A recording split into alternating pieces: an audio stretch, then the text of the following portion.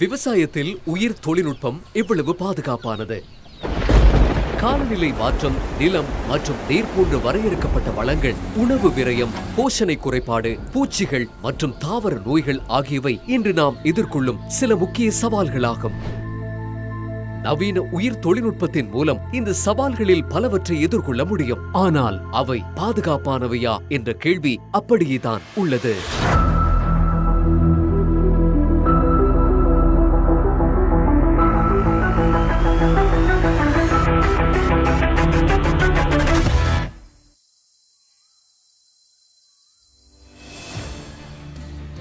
நாம் உண்ணும் பெரும்பாலான உணவுகள் வளர்த்தெடுக்கப்பட்ட இனங்களிலிருந்து வந்தவை என்பது பலருக்கு தெரியாது. காட்டு வகை தாவரங்கள் எமக்கு போதிய விளைச்சலை தரவியலாது. அவை தற்போதுள்ள பூச்சிகள் மற்றும் நோய்களை எதிர்த்து வளராது என்பதுடன் அவற்றின் சுவையும் வேறுபடலாம். இதுதான் காட்டு வகை கேரட். இன்று நாம் உண்ணும் கேரட் வகைகளிலிருந்து மிக வித்தியாசமானது. இங்கு காட்டப்படுவது காட்டு வகை காலிஃபிளவர் மற்றும் அதனுடன் தொடர்புடைய காய்கறிகளாகும். இது காட்டு வாழை, தக்காளி, கிவி மற்றும் கத்தரிக்காய். இந்த உணவு பயிர்கள் அனைத்தும் வளர்த்தெடுக்கப்பட்டவை என்பதுடன் அவற்றின் மரபணு அமைப்பு இன்று நாம் உண்பவற்றிலிருந்து முற்றிலும் வேறுபட்டது.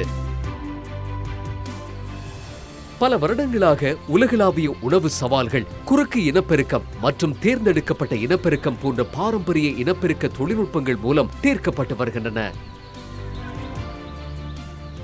ஆனால் இந்த தொழில்நுட்பங்களுக்கும் வரம்புகள் உள்ளன. அவை பெரும்பாலும் நேரத்தை எடுத்துக் கொள்வதுடன் சரியான விளைவுகளை அடைவதற்கும் கடினமானதாக இருக்கும். இந்த முறைகள் தொடர்புடைய இனங்களுக்குள்ளாகவே செயற்படுவதால் வழக்கமான இனப்பெருக்கம் மூலம் அனைத்து பண்புகளையும் பெற முடியாது. உதாரணமாக, எந்த ஒரு அரிசி வகையிலும் இரும்பு உறிஞ்சுதலை அதிகரிக்க மரபணு இல்லை. எனவே இந்த மரபணு அரிசியுடன் தொடர்பில்லாத உயிரினங்களிலிருந்து பெறப்பட வேண்டும். மரபணு மாற்றத்தை உள்ளடக்கிய நவீன உயிர் தொழில்நுட்பம் இங்குதான் கை கொடுக்கிறது. அது எப்படி செய்யப்படுகிறது என்பதை இங்கு நோக்கலாம். எந்த ஒரு உயிரினத்துக்கும் பரம்பரை அலகுகளாக இருக்கும் மரபணுக்கள் அந்த உயிரினத்தின் பண்புகளை தீர்மானிக்கின்றன. மரபணுக்கள் எமக்கான உடல் தோற்றத்தை தருவதுடன் நொதியங்களையும் ஹோமோன்கள் போன்ற பிற புரதங்களையும் உற்பத்தி செய்கின்றன.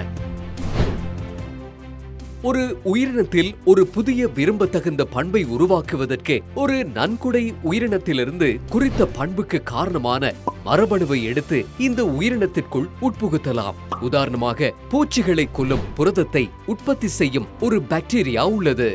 எனவே இந்த புரதத்தை உற்பத்தி செய்யும் மரபணுவை பருத்தி, சோயா அவரை மற்றும் கத்தரிக்காய் போன்ற பயிர்களில் உட்புகுத்தலாம். இந்த பயிர்கள் இப்போது அதே புரதத்தை உற்பத்தி செய்வதுடன் பூச்சிகளையும் எதிர்க்கும் ஆற்றலுடன் விளங்கும். இவை பூச்சி எதிர்ப்பு பயிர்கள் என்று அழைக்கப்படுகின்றன. பூச்சி எதிர்ப்பு பருத்தி, சோளம், கத்தரிக்காய் மற்றும் சோயா அவரை என்பன உள்ளன. குறித்த மரபணு பாசிலஸ் துரிஞ்சியன்சிஸ் என்ற பொதுவான மண் பாக்டீரியாவிலிருந்து பெறப்பட்டதாகும். இந்த முறையே மரபணு மாற்றம் என்று அழைக்கப்படுகிறது. இது விவசாயிகள் பூச்சிக்கொல்லிகளின் பயன்பாட்டை குறைக்க வழிவகை செய்கிறது. மரபணு மாற்றம் செய்யப்பட்ட சில பயிர்கள் களைக்கொல்லியை சகிக்கும் திறன் கொண்டவை. இங்கு களைக்கொல்லிகள் பயிர்களை அன்றி களைகளை மட்டுமே அழிக்கும். குறித்த மரபணு ஒரு மண்வாழ் பாக்டீரியாவிலிருந்து எடுக்கப்படுகிறது. இது விவசாயிகள் களைகளை சிறப்பாக நிர்வகிக்க உதவுகிறது. கோல்டன் ரைஸில் ப்ரோ விட்டமின் ஏ நிறைந்துள்ளது. இது குருட்டுத்தன்மையை தடுக்க உதவுகிறது. இதற்கான மரபணு சோளத்திலிருந்தும் மற்றொரு பாக்டீரியாவிலிருந்தும் பெறப்படுகிறது. இவ்வாறு அனைத்தும் நல்லவிதமாக அமைந்தாலும் சாத்தியமான அபாயங்களும் இருக்கத்தான் செய்கின்றன. அவை விஞ்ஞான ரீதியாக மதிப்பிடப்பட்டு நிர்வகிக்கப்பட வேண்டும். இங்குதான் உயிர் பாதுகாப்பு முக்கியத்துவம் பெறுகிறது.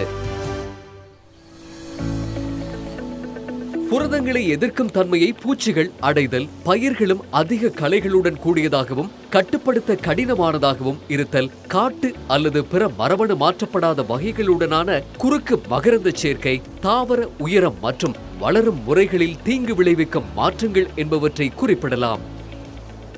இதனால் மனிதர்களுக்கும் விலங்குகளுக்கும் கூட உணவு பாதுகாப்பு சிக்கல் நிலையை தோற்றுவிக்கலாம்.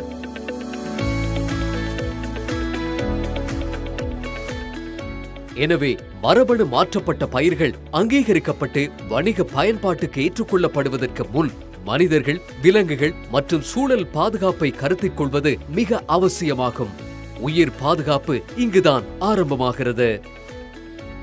புதிய மரபணு மாற்றப்பட்ட பயிர்களின் உருவாக்கத்தின் ஆரம்பத்திலிருந்தே அபாயங்கள் மதிப்பிடப்படுகின்றன. புதிய மரபணுக்கள் ஒவ்வாமை மற்றும் நச்சுத்தன்மைக்காக பரிசோதிக்கப்படுவதுடன் அவற்றின் நிலைத்தன்மையும் தீர்மானிக்கப்படுவதால் போஷிக்கும் தாவர மரபணுக்களுடன் தொடர்புறாது.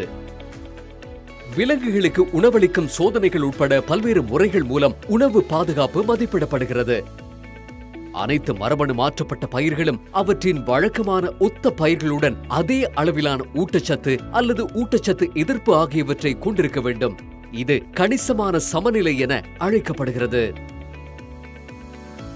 சூழல் பாதுகாப்பு கட்டுப்படுத்தப்பட்ட, வரையறுக்கப்பட்ட மற்றும் களை சோதனைகளை நடத்துவதன் மூலம் மதிப்பிடப்படுகிறது. இது ஆய்வு கூடங்களிலிருந்து ஆரம்பித்து பச்சை இல்லத்துக்கு நகர்ந்து பின்னர் இறுதியாக கள சோதனைகளுக்கு இட்டுச் செல்கிறது.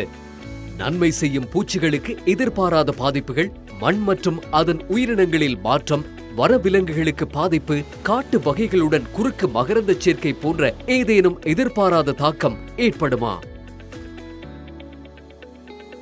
மரபணு மாற்றம் செய்யப்பட்ட பயிர்கள் மனிதர்களுக்கும் விலங்குகளுக்கும் பாதுகாப்பானவை என உறுதி செய்யப்பட்டாலும் சூழலியல் அபாயங்களை நிர்வகிக்க முடியும் என்றாலும் மாத்திரமே அவை அனுமதிக்கப்படும். குறிப்பாக உயிர் பாதுகாப்பு தொடர்பான கார்டஜினா நெறிமுறையை பின்பற்றும் நாடுகளுக்கு இது கட்டாயமானதாகும்.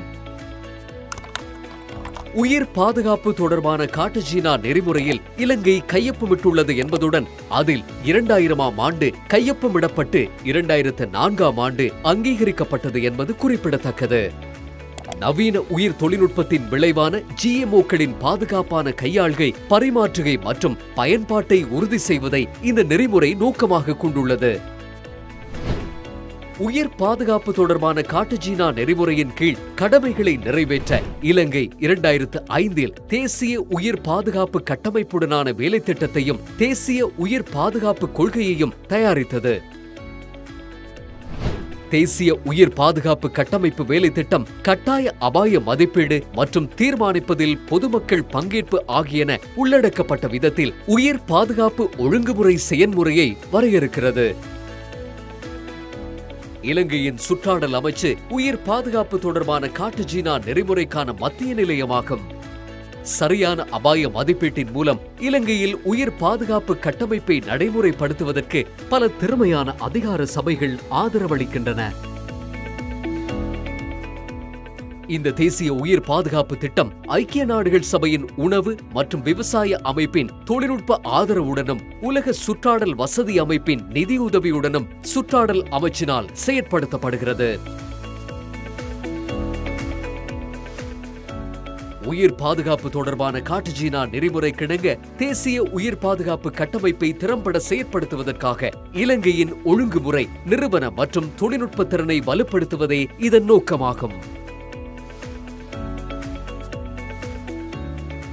தற்சமயம் எந்த ஒரு மரபணு மாற்றப்பட்ட உயிரினங்களையும் நாட்டில் பயன்படுத்த இலங்கை அனுமதி வழங்கவில்லை. நாம் எந்த ஒரு GMOக்களையும் நாட்டுக்குள் இறக்குமதி செய்வதோ வளர்ப்பதோ இல்லை. எனினும் எமது எதிர்கால தேவைக்கு நாம் தயாராக இருக்க வேண்டும் என்பதுடன் பாதுகாப்புக்கு அதிக முக்கியத்துவம் கொடுக்கப்பட வேண்டும்.